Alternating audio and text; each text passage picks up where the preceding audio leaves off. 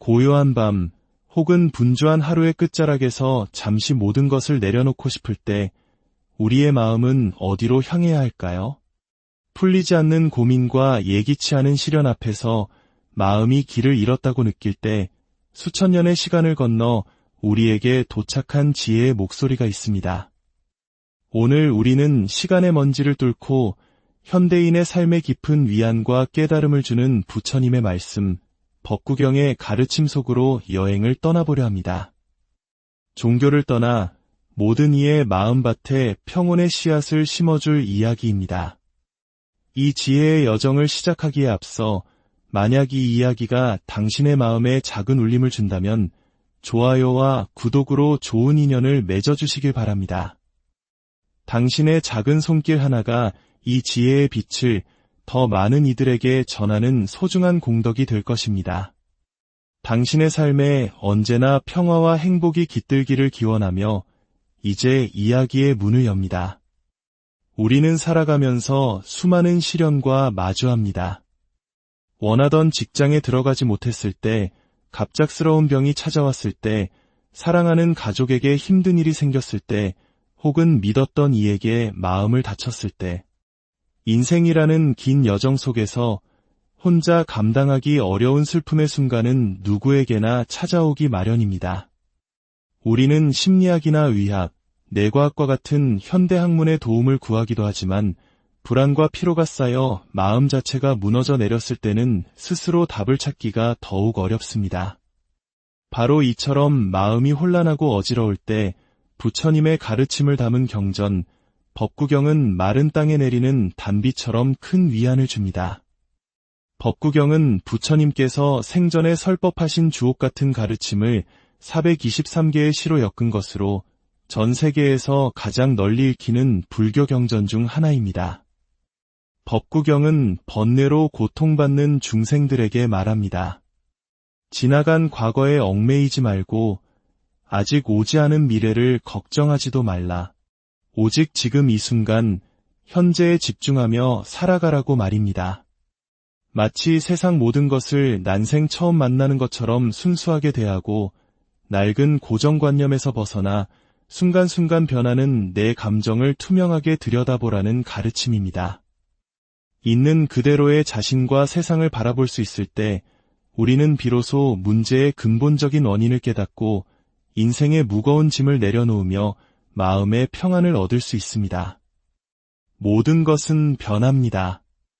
이것을 불교에서는 무상이라 말합니다. 누군가 세상을 떠났다고 해서 허무한 일이며 꽃잎이 떨어진다고 해서 슬픈 일일까요? 반대로 새로운 생명이 태어나면 무조건 기쁜 일이고 꽃이 활짝 피면 마냥 좋은 일일까요? 꽃잎이 떨어지는 것은 슬프거나 기쁜 일이 아닙니다. 그저 자연의 순리일 뿐입니다. 생명이 태어나는 것 또한 그 자체로 기쁨이나 슬픔이 아닙니다. 꽃잎이 지는 것만이 무상이 아니라 그토록 아름답게 피어나는 것 또한 무상입니다. 사람이 늙고 병들어 죽는 것만이 무상이 아니라 예쁜 아기가 무럭무럭 건강하게 자라는 것 또한 무상입니다. 우리의 육신이 변하고 꽃이 피고 지는 이 모든 현상이야말로 가장 정직한 무상의 모습입니다. 그런데 이 육신보다 더욱 극명하게 무상을 보여주는 것이 있습니다. 바로 우리들, 사람의 마음입니다. 어제는 죽고 못 살 것처럼 사랑을 속삭이다가도 세월이 흘러 마음이 변하면 다시는 보지 말자며 차갑게 돌아서는 그 변심 또한 무상입니다. 한국의 오래된 대중가요 봄날은 간다의 노랫말처럼 꽃 피면 같이 웃고 꽃 지면 같이 울던 그 굳건했던 맹세조차도 결국 봄날처럼 지나가고 맙니다. 그러니 꽃이 피는 것만 아름다운 것이 아니라 지는 것 또한 그 나름의 아름다움을 지니고 있습니다. 젊음만이 인생의 황금기가 아니라 깊은 주름과 흰서리가 내려앉은 노년 또한 더없이 고귀한 인생의 한 페이지입니다. 누군가 나를 사랑하는 것도 미워하는 것도 그저 스쳐 지나가는 바람처럼 모두 무상일 뿐입니다. 우리가 지금 손에 쥐고 있는 재물이나 명예는 어떻습니까? 그 모든 것 역시 수많은 사람의 도움으로 잠시 얻어진 것이며 언젠가는 놓고 떠나야 할 것들입니다.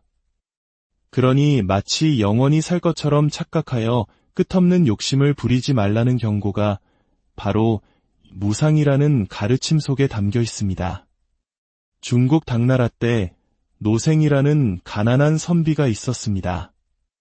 어느 날 한단이라는 지역을 지나다 주막에 들렀는데 그곳에서 신선도를 닦는 여웅이라는 노인을 만났습니다. 노생은 신세를 한탄하며 자신의 고달픈 삶을 토로했습니다. 그러자 여웅은 말없이 자신의 목침을 내어주며 말했습니다. 이복에 긴 말은 그만하고 내 목침을 베고 잠시 눈을 붙이게나. 내가 그동안 밥을 짓겠네. 피곤했던 노생은 목침을 베고 깊은 잠에 빠졌습니다. 그리고 꿈속에서 그의 인생은 완전히 뒤바뀝니다. 과거의 장원으로 급제하여 벼슬길에 오르고 막대한 부와 권력을 손에 쥐었으며 아름다운 아내와 수많은 자식들을 거느리며 여든 평생을 화려하게 살았습니다. 하지만 그 영광도 잠시 정쟁에 휘말려 모든 것을 잃고 귀양을 가기도 하고 다시 복권되어 더 높은 자리에 오르는 등 파란만장한 삶을 살았습니다. 마침내 죽음을 앞두고 자신의 인생을 되돌아보는 찰나 누군가 자신을 부르는 소리에 잠에서 깹니다. 여보게, 일어나게, 밥이 다 되었으니 어서 먹세. 눈을 떠보니 주막에 놓인 여웅이 김이 모락모락 나는 밥상을 들고 서 있었습니다. 노생이 꿈속에서 겪었던 80년의 인생이 사실은 주막 주인이 밥 한 끼를 짓는 아주 짧은 시간 동안의 꿈에 불과했던 것입니다. 이것이 바로 인생의 덧없음을 이야기하는 한단지몽의 고사입니다. 한국의 고전소설 구운몽 또한 이와 비슷한 깨달음을 전하고 있지요. 결국 우리의 삶이란 한순간 번쩍이는 번갯불 같고 아침 풀잎에 잠시 맺혔다 사라지는 이슬과도 같습니다. 부처님께서는 말씀하셨습니다. 이 세상을 물거품과 같이 여기고 아지랑이 같다고 생각하라. 행복과 불행 역시 종이 한 장 차이입니다. 옛날 어느 마을에 울보 할머니가 살았습니다. 할머니는 맑은 날에도 비가 오는 날에도 늘 마을 어귀에 앉아 눈물을 흘렸습니다. 이를 기이하게 여긴 한나그네가 그 이유를 물었습니다. 할머니, 어찌하여 맑은 날에는 날이 좋다고 우시고 비가 오는 날에는 비가 온다고 우십니까? 할머니가 대답했습니다. 내게는 딸이 둘 있는데 큰딸은 집신장수에게 시집을 갔고 작은 딸은 우산장수에게 시집을 갔다오. 그래서 해가 쨍쨍하면 우산을 팔지 못할 작은 딸이 걱정되어 울고 비가 오면 집신을 팔지 못할 큰딸이 걱정되어 이렇게 우는 것이라오. 나그네가 웃으며 말했습니다. 할머니, 이제부터는 생각을 이렇게 바꿔보시면 어떨까요? 맑은 날에는 집신 장사를 하는 큰딸의 장사가 잘 될 것이니 기뻐서 웃으시고 비 오는 날에는 우산 장사를 하는 작은 딸의 장사가 잘 될 것이니 행복해서 웃으십시오. 나그네의 말을 들은 후 할머니는 더 이상 울지 않고 매일 웃으며 지냈다고 합니다. 이처럼 행복과 불행은 결국 우리 마음의 한 생각에 의해 결정됩니다. 고대 로마의 철학자 에픽테토스 역시 사람은 사물 때문에 괴로워하는 것이 아니라 사물에 대한 자신의 생각 때문에 괴로워한다고 말했습니다. 불교에서는 이를 두고 한 생각에 따라 어리석은 중생도 되고 지혜로운 부처도 된다고 가르칩니다. 어떤 상황을 고통으로 보느냐, 행복으로 보느냐에 따라 삶의 방향이 완전히 달라지는 것입니다. 한 상담 전문가의 분석에 따르면 우리가 하는 걱정의 40%는 절대 일어나지 않을 일에 대한 것이고 30%는 이미 지나가 돌이킬 수 없는 과거에 대한 것이며 12%는 있지도 않은 질병에 대한 걱정, 10%는 나와 상관없는 타인에 대한 걱정이라고 합니다. 실제로 우리가 해결해야 할 현실적인 문제에 대한 걱정은 겨우 8%에 불과했습니다. 우리는 스스로 만들어낸 환영과 싸우느라 너무나 많은 에너지를 낭비하고 있는 것입니다. 인생은 결코 만만하지 않습니다. 특히 사람과 사람 사이의 관계에서 우리는 가장 큰 어려움을 겪습니다. 부처님의 10대 제자 중 한 명인 사리불 존자는 자비심과 덕행이 높기로 유명했습니다. 어느 날 한 남자가 아무리 사리불이라도 화를 내지 않겠는가 라며 내기를 걸고는 탁발을 하러 지나가던 사리불 존자의 등짝을 아무 이유 없이 세게 후려쳤습니다. 하지만 사리불 존자는 잠시 뒤를 돌아볼 뿐 아무렇지도 않다는 듯 태연하게 자신의 길을 갈 뿐이었습니다. 이에 감동한 남자는 곧바로 달려가 무릎을 꿇고 용서를 빌었습니다. 존자님, 제가 존자님의 인욕을 시험해보고자 무례를 저질렀습니다. 부디 용서해 주십시오. 사리불은 온화하게 대답했습니다. 괜찮습니다. 나는 이미 그 일을 잊었습니다. 그 순간 이 광경을 지켜보던 마을 사람들이 몰려와 무례한 남자를 향해 돌과 몽둥이를 들었습니다. 사태의 심각성을 깨달은 사리불 존자는 즉시 그 남자에게 자신의 바루를 들게 했습니다. 고대 인도에서는 스님의 바루를 든 사람은 때리지 않는 관습이 있었기 때문입니다. 그리고 군중을 향해 말했습니다. 여러분, 저 사람은 나를 때렸을 뿐 여러분을 때린 것이 아닙니다. 그리고 나는 이미 그를 용서했습니다. 그러니 모두 집으로 돌아가십시오.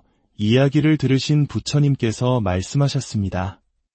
가장 위대하고 용감한 것은 인욕이다. 직장에서, 가정에서 어찌 모든 관계가 내 마음대로 될 수 있겠습니까? 때로는 나만 참고 있는 것이 아니라 상대방도 나를 위해 참고 견디고 있음을 기억해야 합니다. 욕심은 스스로 재앙을 불러옵니다. 어느 날 밭을 갈던 농부가 도둑이 떨어뜨리고 간 황금 꾸러미를 발견했습니다. 마침 그 밭을 지나가던 부처님께서 제자 아난에게 말씀하셨습니다. 아난아, 저기 독이 가득 찬 뱀이 있구나. 농부는 부처님의 말을 이상하게 여겼지만 황금을 보자 욕심이 생겨 몰래 숨겼습니다. 잠시 후 황금을 잃어버린 도둑이 돌아와 농부를 닥달했고 농부가 시치미를 떼자 왕에게 끌고 가 고발했습니다. 억울하게 사형 선고를 받은 농부는 부처님을 증인으로 청했고 부처님의 증언 덕분에 목숨을 건질 수 있었습니다. 부처님은 농부에게 말씀하셨습니다. 남의 것을 탐하면 반드시 그에 따른 업보를 받게 되느니라. 농부가 겪은 고난은 과연 타인 때문에 벌어진 일일까요? 아닙니다. 바로 자신의 탐욕이 스스로를 고통으로 몰아넣은 것입니다. 아무리 좋은 황금이라도 내 것이 아닌 것을 욕심내면 부처님의 말씀처럼 독사보다 더 해로운 것이 됩니다. 땀 흘려 얻은 재물이 아니면 모두 독이 든 뱀과 같습니다. 우리는 마음의 밭에 선의 씨앗을 뿌릴 것인가, 악의 씨앗을 뿌릴 것인가, 매 순간 선택의 기로에 놓여 있습니다. 이어서 한국인들이 가장 사랑한 스승 중 한 분인 법정 스님의 가르침을 통해 우리 자신을 찾아가는 여정을 떠나보겠습니다. 스님께서는 우리에게 자신만의 얼굴을 만들어가라고 말씀하셨습니다. 계절에 얼굴이 있듯이 우리 인생에도 얼굴이 있습니다. 봄에 얼굴이 꽃이고 여름에 얼굴이 짙은 녹음이라면 세월의 얼굴은 우리 삶에 남겨진 흔적, 바로 얼굴의 주름입니다. 주름은 단순히 늙음의 상징이 아닙니다. 그것은 우리가 살아온 과정과 경험을 보여주는 훈장과도 같습니다. 사람의 얼굴은 한 폭의 풍경화와 같고 한 권의 책과도 같습니다. 그 그림을 그리고 그 책을 쓰는 이는 바로 자기 자신입니다. 부끄러운 일을 겪으면 얼굴이 붉어지고 창피한 일을 당하면 쥐구멍에라도 숨고 싶어지는 것은 우리에게 얼굴이 있기 때문입니다. 얼굴이 있기에 우리는 인간다운 삶을 살 수 있는 것입니다. 남자의 얼굴은 이력서요, 여자의 얼굴은 청구서라는 옛말이 있습니다. 풍진 세상 살아오며 겪은 고난이 얼굴에 드러나고 빠듯한 살림을 꾸려가야 하는 고단함이 얼굴에 새겨진다는 뜻이겠지요. 하지만 이제는 남자와 여자를 떠나 우리 모두의 얼굴에 이 시대의 슬픔과 기쁨이 함께 새겨지고 있습니다. 얼굴은 어뢰꿀, 즉 우리 내면 세계, 정신 세계가 겉으로 드러난 모습입니다. 그렇기에 세상에 똑같은 얼굴은 단 하나도 없습니다. 우리는 저마다 이 세상에 하나밖에 없는 고유한 존재입니다. 남의 얼굴을 부러워하거나 흉내낼 필요가 없습니다. 자기답게 살 때 비로소 자기다운 얼굴이 만들어지는 것입니다. 어머니에게서 물려받은 얼굴은 아직 완성된 것이 아닙니다. 그것을 어떻게 빚고 다듬어 아름다운 형상으로 만드는가는 오롯이 자신의 몫입니다. 여기서 아름다움이란 겉모습의 화려함이 아닙니다. 바로 자기다움입니다. 사랑을 하면 예뻐진다는 노래 가사처럼 우리가 가진 가장 선하고 아름다운 마음을 나눌 때 우리의 얼굴은 빛나게 됩니다. 법당 청소를 하면 내 생에 아름다운 얼굴을 받는다는 경전의 구절이 있습니다. 이는 단순히 먼지를 닦아내는 행위를 넘어 자신의 마음을 닦는 일이기 때문입니다. 내 마음속 작은 티끌 하나도 용납하지 않으려는 그 청정한 마음이 곧 아름다운 얼굴을 만드는 것입니다. 마음이 밝으면 얼굴도 밝습니다. 진정한 아름다움은 화장품을 바르고 머리를 꾸며서 얻는 것이 아니라 조각가가 돌 속에서 아름다운 형상을 캐내듯 내 마음 안에 이미 들어있는 보석을 발견해낼 때 얻어지는 것입니다. 불타는 집의 비유는 법화경에 나오는 유명한 이야기입니다. 어느 큰 부자 장자의 집에 불이 났습니다. 장자는 무사히 빠져나왔지만 철없는 아이들은 집이 불타는 줄도 모르고 안에서 장난감을 가지고 노는 데에만 정신이 팔려 있었습니다. 아버지가 아무리 나오라고 소리쳐도 듣지 않자 아버지는 꾀를 내어 외쳤습니다. 얘들아, 문 밖에 너희들이 좋아하는 양이 끄는 수레, 사슴이 끄는 수레, 소가 끄는 수레가 있단다. 어서 나오너라. 아이들은 그 말을 듣고서야 앞다투어 불타는 집을 뛰쳐나왔습니다. 그러자 아버지는 약속했던 3가지 수레보다 훨씬 더 좋고 큰 수레를 아이들 모두에게 하나씩 나누어 주었습니다. 이 이야기에서 불타는 집은 바로 우리가 사는 고통의 세계, 즉 3계를 의미합니다. 철없는 아이들은 바로 우리 어리석은 중생들입니다. 그리고 지혜로운 아버지는 바로 부처님이십니다. 우리는 탐욕과 분노, 어리석음이라는 탐진치 3독의 불길 속에서 살고 있습니다. 언젠가는 늙고 병들고 죽게 될 운명임에도 마치 불타는 집 속의 아이들처럼 눈앞의 쾌락과 욕망에만 정신이 팔려 그 위험을 깨닫지 못하고 있습니다. 부처님께서는 이 고통의 세계에서 벗어나라고 쓰레기 같은 쾌락을 탐내지 말라고 끊임없이 외치고 계십니다. 불타는 집에서 뛰쳐나와 영원한 평화와 자유를 얻으라고 손짓하고 계십니다. 그렇다면 어떻게 이 불타는 집에서 빠져나올 수 있을까요? 바로 깨달음을 통해서입니다. 깨달음이란 아주 특별하고 이대한 소수만의 전유물이 아닙니다. 오랜 고행 끝에 얻어지는 신비로운 그 무엇도 아닙니다. 사실 깨달음은 우리가 본래부터 가지고 있던 우리의 참모습, 본래 면목을 확인하는 것일 뿐입니다. 우리의 평범한 마음, 평상심이 바로 깨달음의 길이요, 부처의 마음입니다. 없던 것을 새롭게 만드는 것이 아니라 이미 내 안에 있는 것을 발견하는 것이기에 깨달음은 결코 어려운 일이 아닙니다.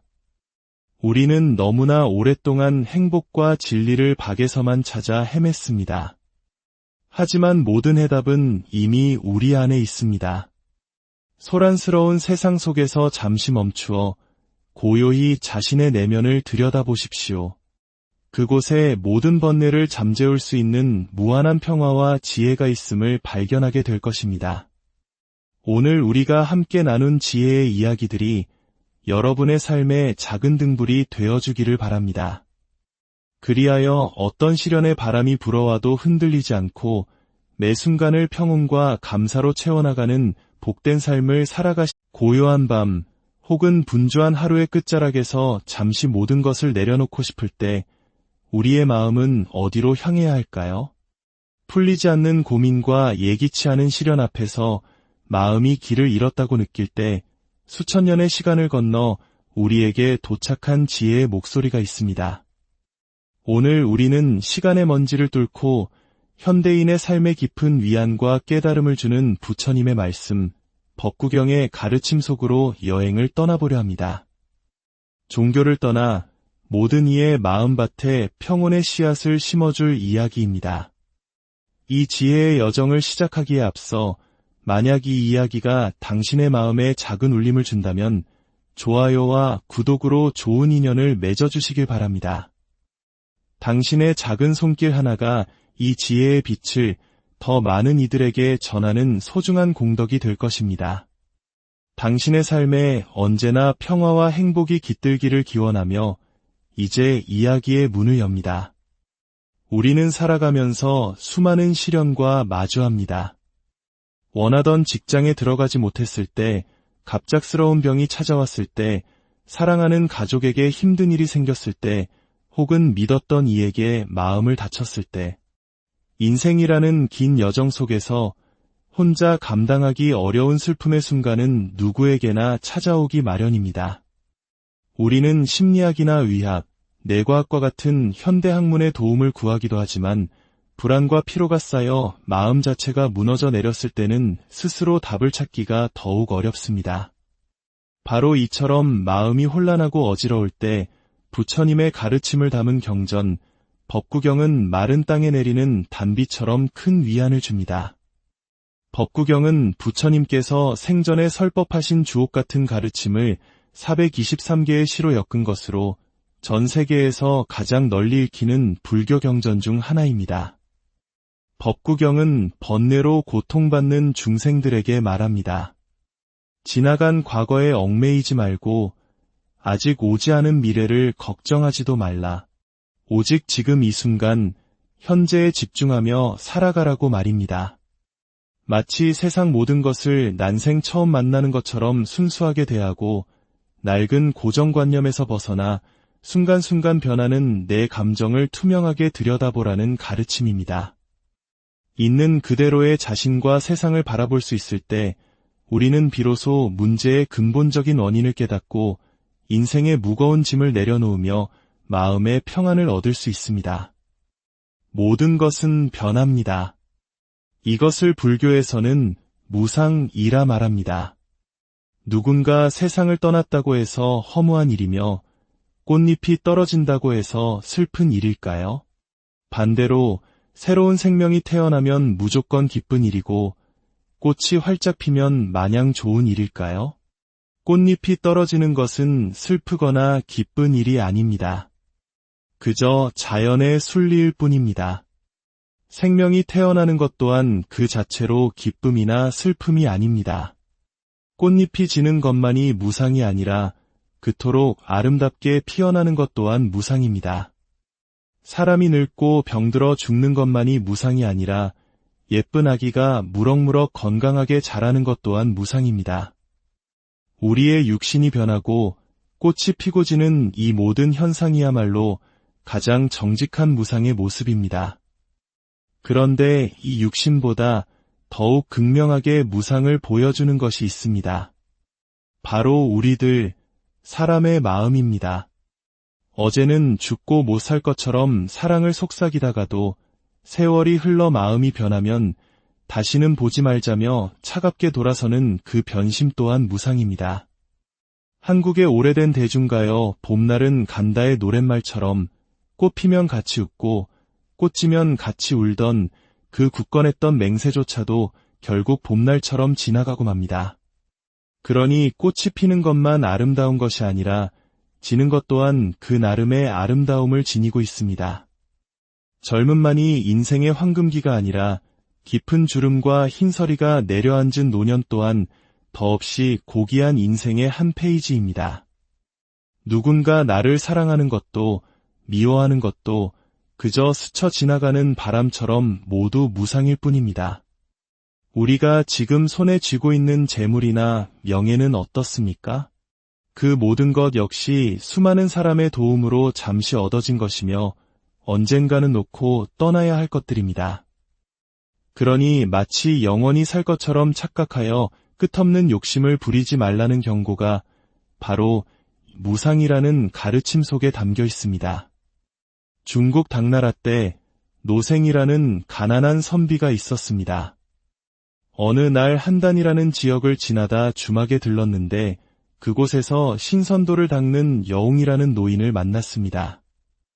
노생은 신세를 한탄하며 자신의 고달픈 삶을 토로했습니다. 그러자 여웅은 말없이 자신의 목침을 내어주며 말했습니다. 이복에 긴 말은 그만하고 내 목침을 베고 잠시 눈을 붙이게나. 내가 그동안 밥을 짓겠네. 피곤했던 노생은 목침을 베고 깊은 잠에 빠졌습니다. 그리고 꿈속에서 그의 인생은 완전히 뒤바뀝니다. 과거의 장원으로 급제하여 벼슬길에 오르고 막대한 부와 권력을 손에 쥐었으며 아름다운 아내와 수많은 자식들을 거느리며 여든 평생을 화려하게 살았습니다. 하지만 그 영광도 잠시 정쟁에 휘말려 모든 것을 잃고 귀양을 가기도 하고 다시 복권되어 더 높은 자리에 오르는 등 파란만장한 삶을 살았습니다. 마침내 죽음을 앞두고 자신의 인생을 되돌아보는 찰나 누군가 자신을 부르는 소리에 잠에서 깹니다. 여보게, 일어나게, 밥이 다 되었으니 어서 먹세. 눈을 떠보니 주막에 놓인 여웅이 김이 모락모락 나는 밥상을 들고 서 있었습니다. 노생이 꿈속에서 겪었던 80년의 인생이 사실은 주막 주인이 밥 한 끼를 짓는 아주 짧은 시간 동안의 꿈에 불과했던 것입니다.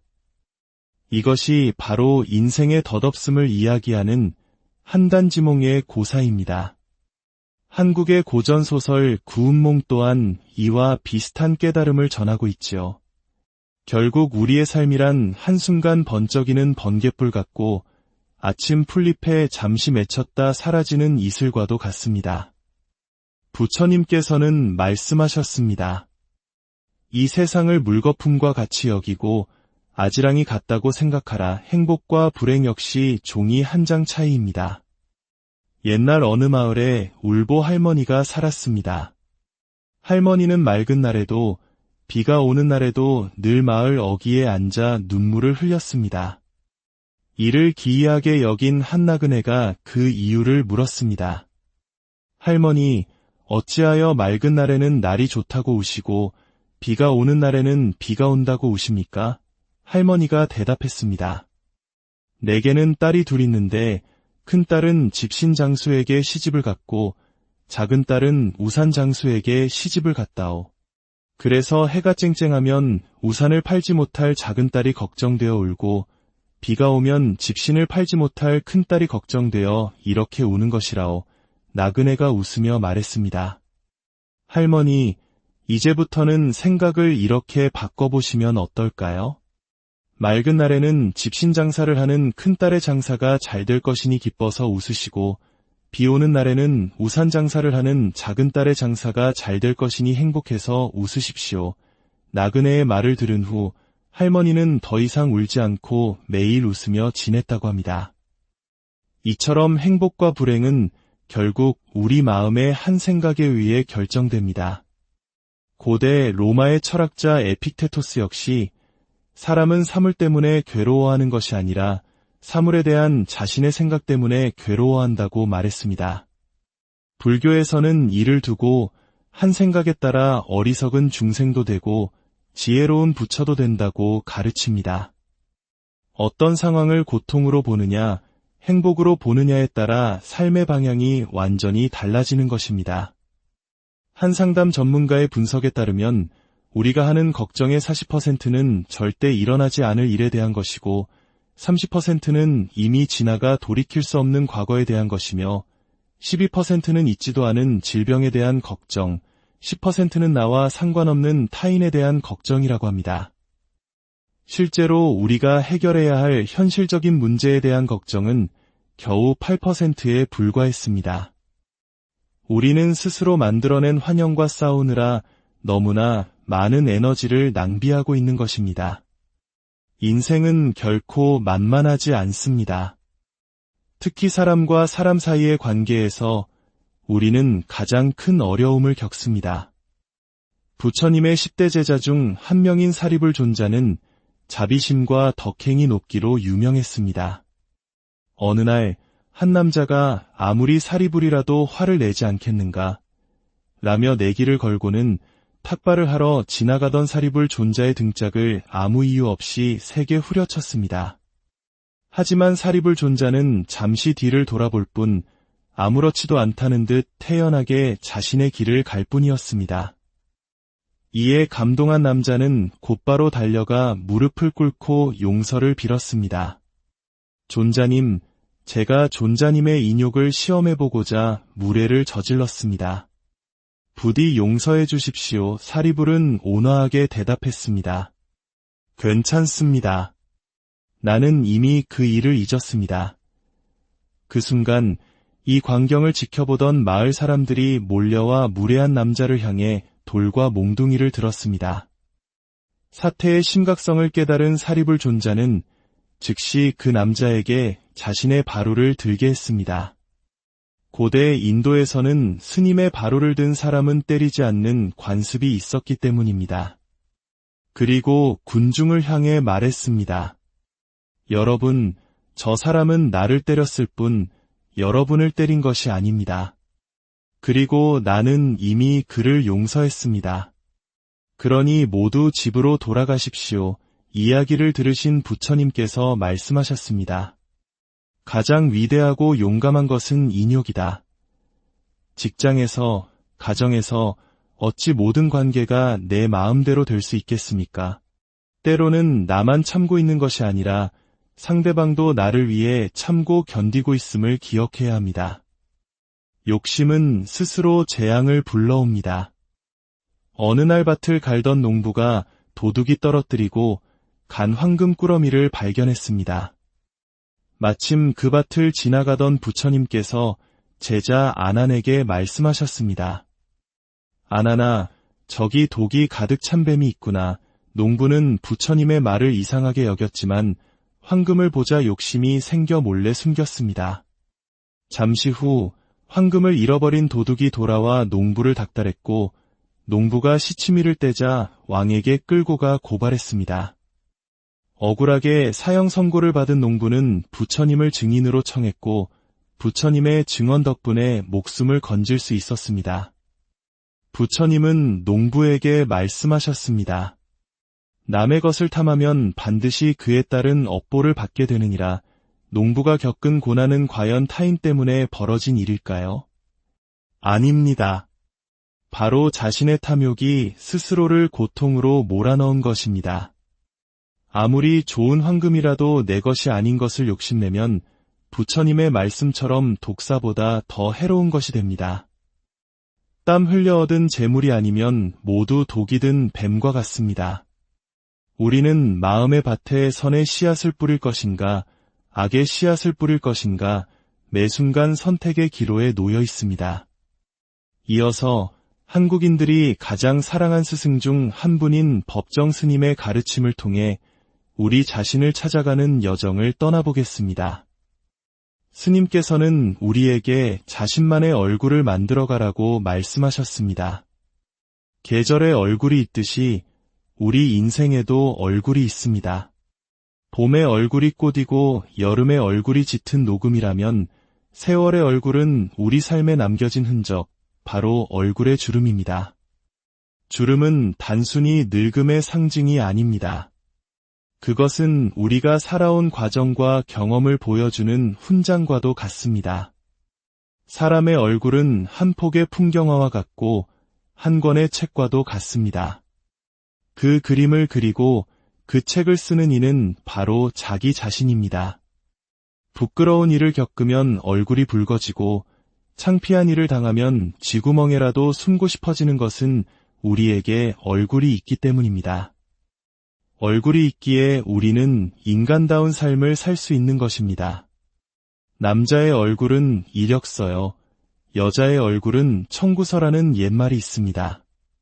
풍진 세상 살아오며 겪은 고난이 얼굴에 드러나고 빠듯한 살림을 꾸려가야 하는 고단함이 얼굴에 새겨진다는 뜻이겠지요. 하지만 이제는 남자와 여자를 떠나 우리 모두의 얼굴에 이 시대의 슬픔과 기쁨이 함께 새겨지고 있습니다. 얼굴은 어뢰꿀, 즉 우리 내면 세계, 정신 세계가 겉으로 드러난 모습입니다. 그렇기에 세상에 똑같은 얼굴은 단 하나도 없습니다. 우리는 저마다 이 세상에 하나밖에 없는 고유한 존재입니다. 남의 얼굴을 부러워하거나 흉내낼 필요가 없습니다. 자기답게 살 때 비로소 자기다운 얼굴이 만들어지는 것입니다. 어머니에게서 물려받은 얼굴은 아직 완성된 것이 아닙니다. 그것을 어떻게 빚고 다듬어 아름다운 형상으로 만드는가는 오롯이 자신의 몫입니다. 여기서 아름다움이란 겉모습의 화려함이 아닙니다. 바로 자기다움입니다. 사랑을 하면 예뻐진다는 노래 가사처럼 우리가 가진 가장 선하고 아름다운 마음을 나눌 때 우리의 얼굴은 빛나게 됩니다. 법당 청소를 하면 내 생에 아름다운 얼굴을 받는다는 경전의 구절이 있습니다. 이는 단순히 먼지를 닦아내는 행위를 넘어 자신의 마음을 닦는 일이기 때문입니다. 내 마음속 작은 티끌 하나도 용납하지 않으려는 그 청정한 마음이 곧 아름다운 얼굴을 만드는 것입니다. 마음이 밝으면 얼굴도 밝습니다. 진정한 아름다움은 화장품을 바르고 머리를 꾸며서 얻는 것이 아니라 조각가가 돌 속에서 아름다운 형상을 캐내듯 내 마음 안에 이미 들어있는 보석을 발견해낼 때 얻어지는 것입니다. 불타는 집의 비유는 법화경에 나오는 유명한 이야기입니다.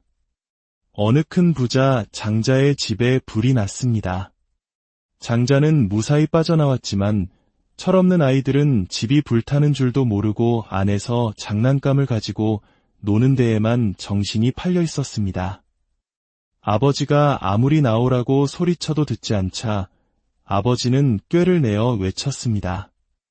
얘들아, 문 밖에 너희들이 좋아하는 양이 끄는 수레, 사슴이 끄는 수레, 소가 끄는 수레가 있단다.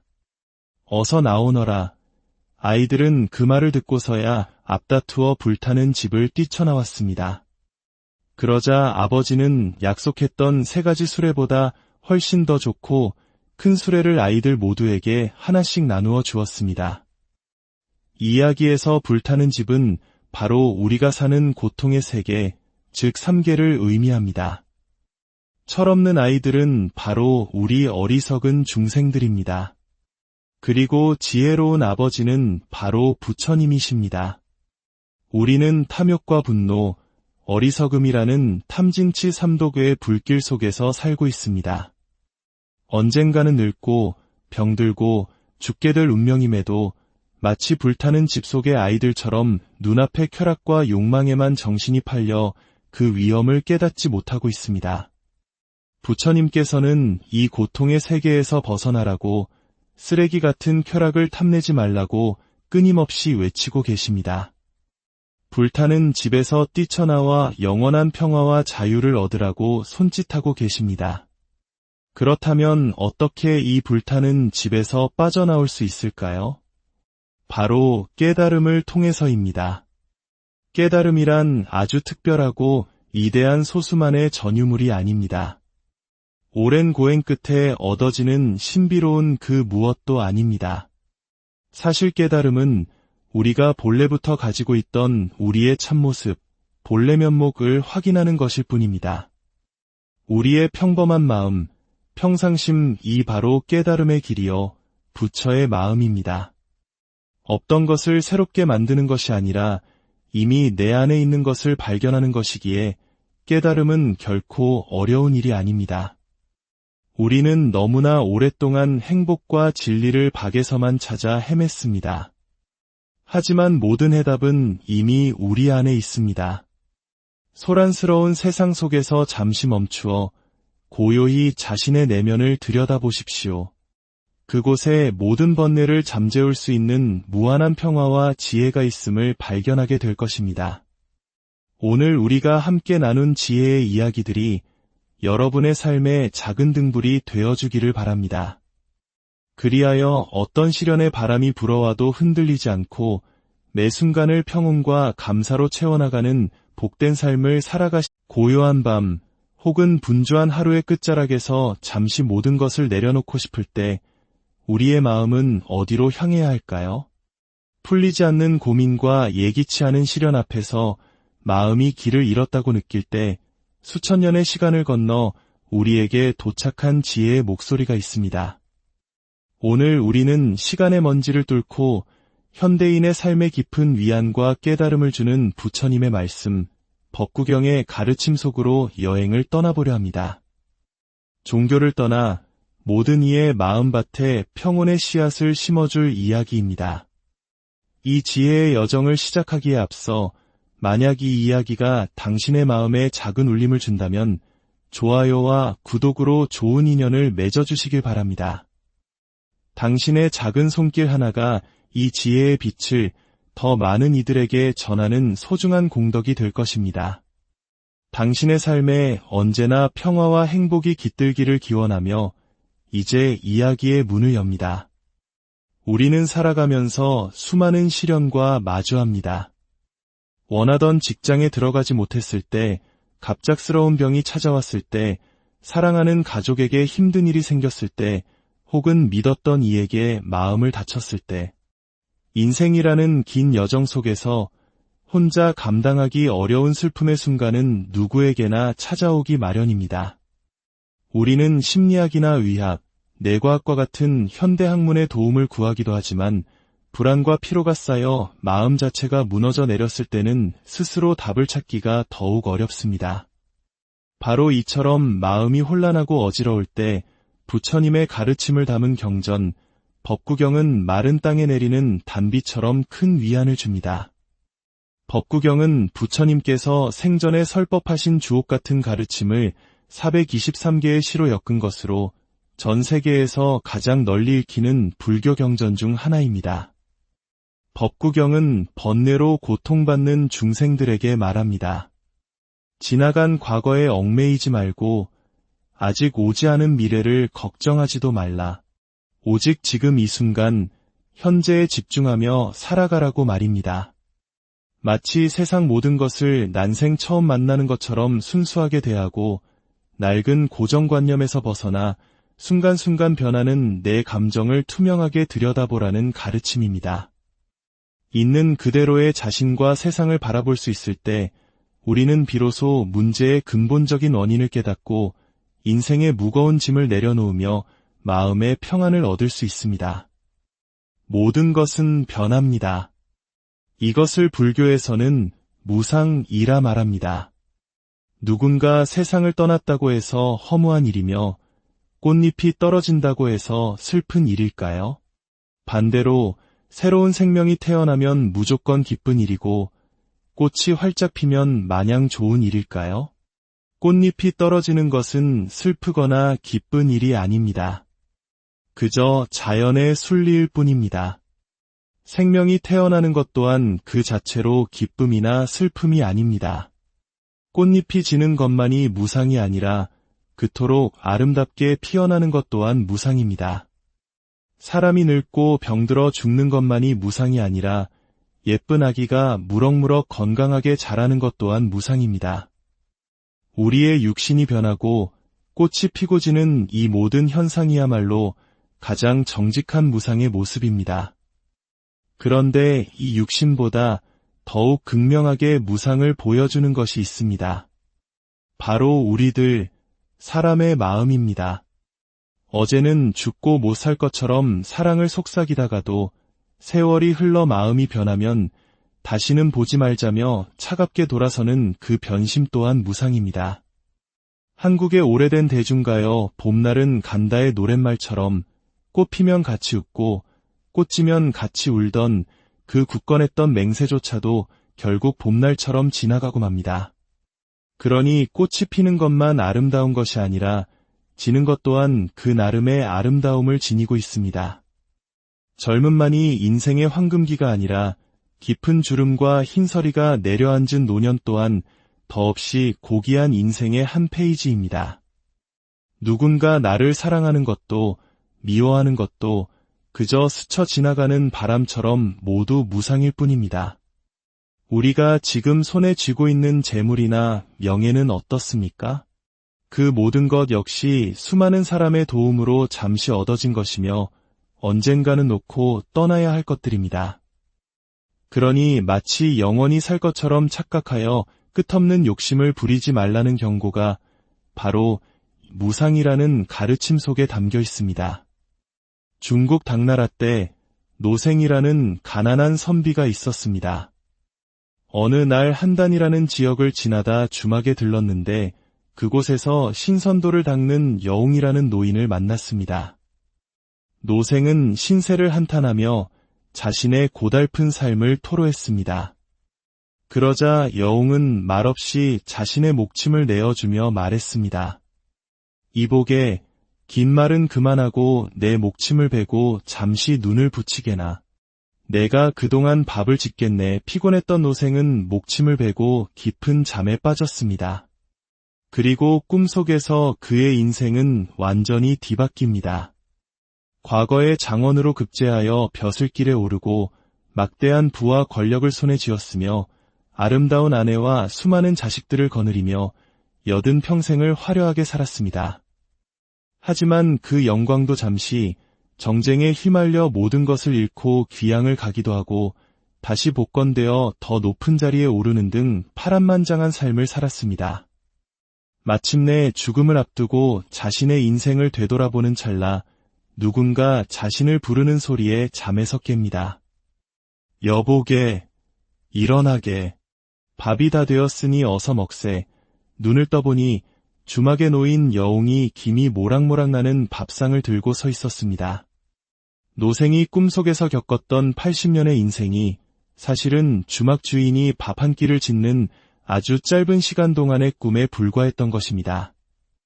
이것이 바로 인생의 덧없음을 이야기하는 한단지몽의 고사입니다. 한국의 고전소설 구운몽 또한 이와 비슷한 깨달음을 전하고 있지요. 결국 우리의 삶이란 한순간 번쩍이는 번갯불 같고 아침 풀잎에 잠시 맺혔다 사라지는 이슬과도 같습니다. 부처님께서는 말씀하셨습니다. 이 세상을 물거품과 같이 여기고 아지랑이 같다고 생각하라. 행복과 불행 역시 종이 한 장 차이입니다.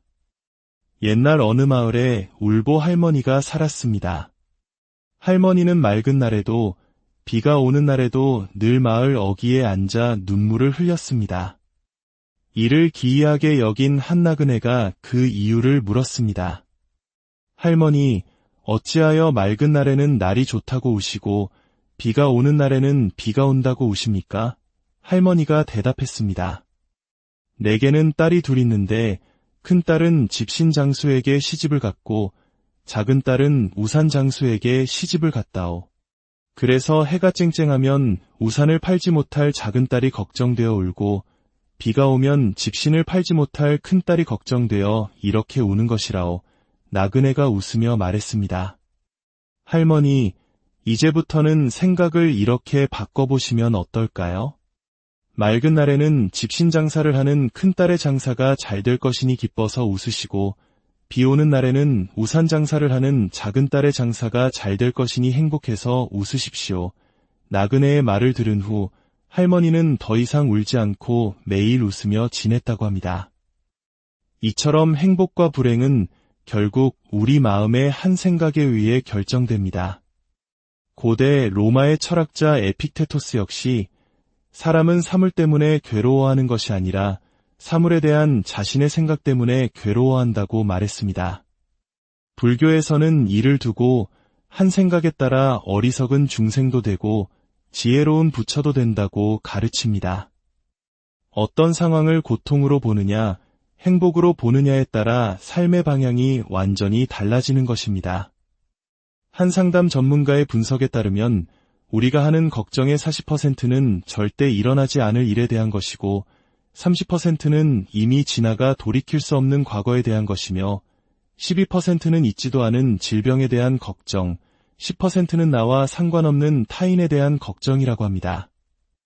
실제로 우리가 해결해야 할 현실적인 문제에 대한 걱정은 겨우 8%에 불과했습니다. 우리는 스스로 만들어낸 환영과 싸우느라 너무나 많은 에너지를 낭비하고 있는 것입니다. 인생은 결코 만만하지 않습니다. 특히 사람과 사람 사이의 관계에서 우리는 가장 큰 어려움을 겪습니다. 부처님의 10대 제자 중 한 명인 사리불 존자는 자비심과 덕행이 높기로 유명했습니다. 어느 날 한 남자가 아무리 사리불이라도 화를 내지 않겠는가 라며 내기를 걸고는 탁발을 하러 지나가던 사리불 존자의 등짝을 아무 이유 없이 세게 후려쳤습니다. 하지만 사리불 존자는 잠시 뒤를 돌아볼 뿐 아무렇지도 않다는 듯 태연하게 자신의 길을 갈 뿐이었습니다. 이에 감동한 남자는 곧바로 달려가 무릎을 꿇고 용서를 빌었습니다. 존자님, 제가 존자님의 인욕을 시험해보고자 무례를 저질렀습니다. 부디 용서해 주십시오. 사리불은 온화하게 대답했습니다. 괜찮습니다. 나는 이미 그 일을 잊었습니다. 그 순간 이 광경을 지켜보던 마을 사람들이 몰려와 무례한 남자를 향해 돌과 몽둥이를 들었습니다. 사태의 심각성을 깨달은 사리불 존자는 즉시 그 남자에게 자신의 바루를 들게 했습니다. 고대 인도에서는 스님의 바루를 든 사람은 때리지 않는 관습이 있었기 때문입니다. 그리고 군중을 향해 말했습니다. 여러분, 저 사람은 나를 때렸을 뿐 여러분을 때린 것이 아닙니다. 그리고 나는 이미 그를 용서했습니다. 그러니 모두 집으로 돌아가십시오. 이야기를 들으신 부처님께서 말씀하셨습니다.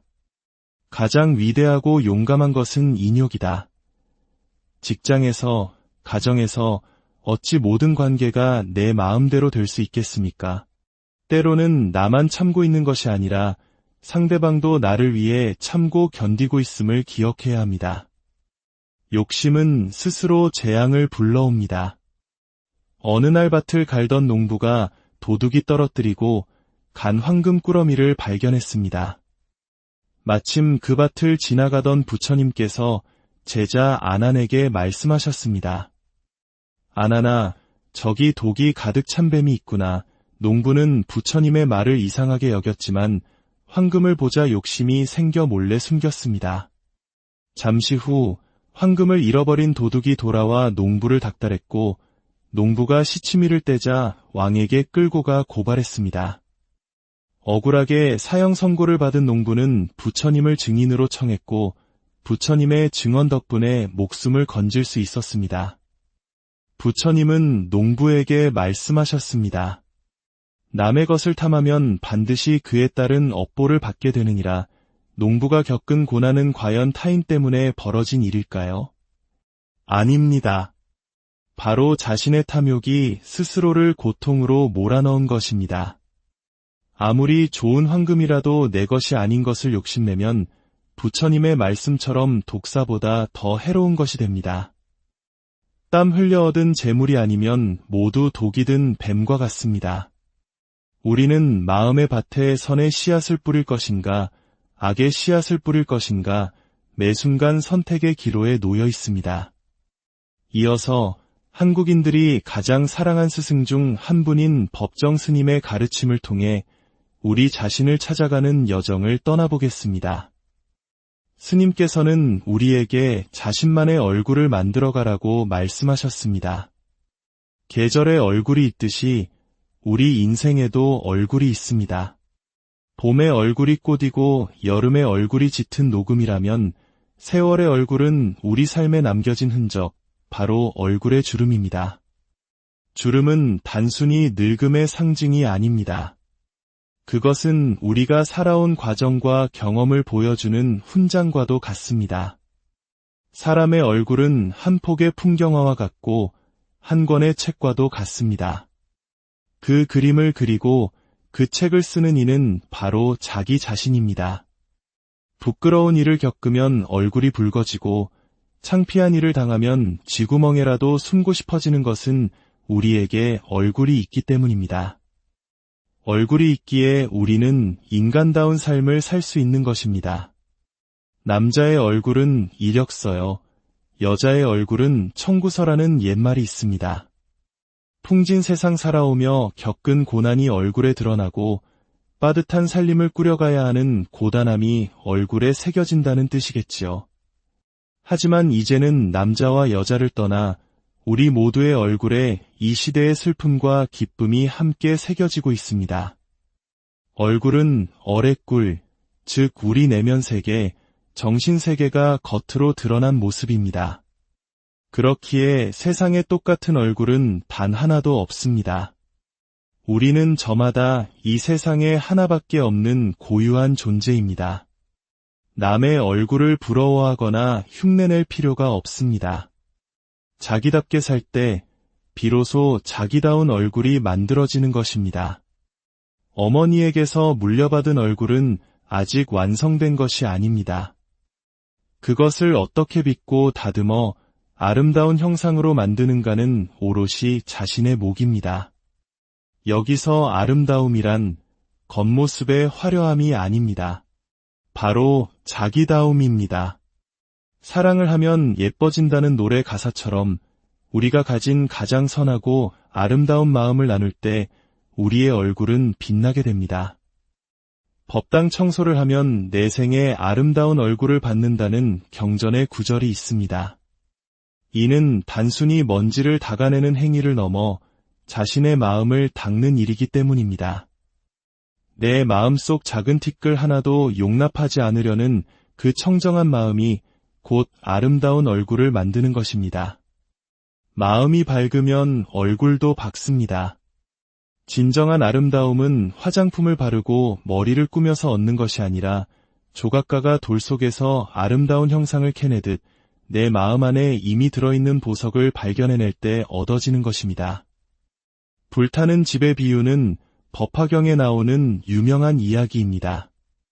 어느 큰 부자 장자의 집에 불이 났습니다. 장자는 무사히 빠져나왔지만 철없는 아이들은 집이 불타는 줄도 모르고 안에서 장난감을 가지고 노는 데에만 정신이 팔려 있었습니다. 아버지가 아무리 나오라고 소리쳐도 듣지 않자 아버지는 꾀를 내어 외쳤습니다.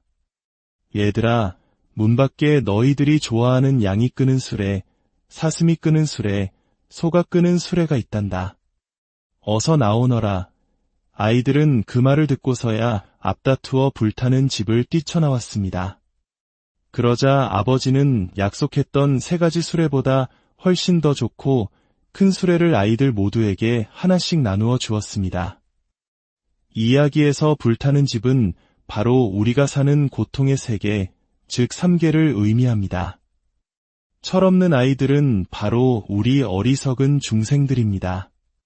그리고 지혜로운 아버지는 바로 부처님이십니다. 우리는 탐욕과 분노, 어리석음이라는 탐진치 3독의 불길 속에서 살고 있습니다. 언젠가는 늙고 병들고 죽게 될 운명임에도 마치 불타는 집 속의 아이들처럼 눈앞의 쾌락과 욕망에만 정신이 팔려 그 위험을 깨닫지 못하고 있습니다.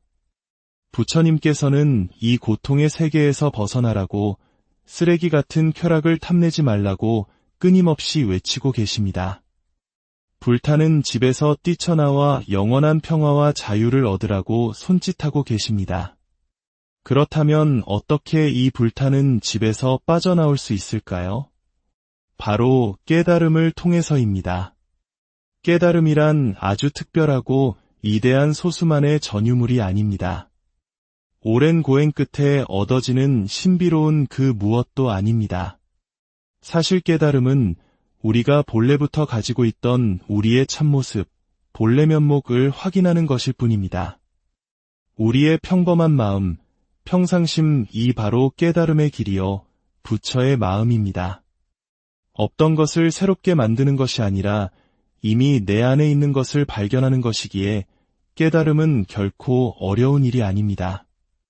우리는 너무나 오랫동안 행복과 진리를 밖에서만 찾아 헤맸습니다. 하지만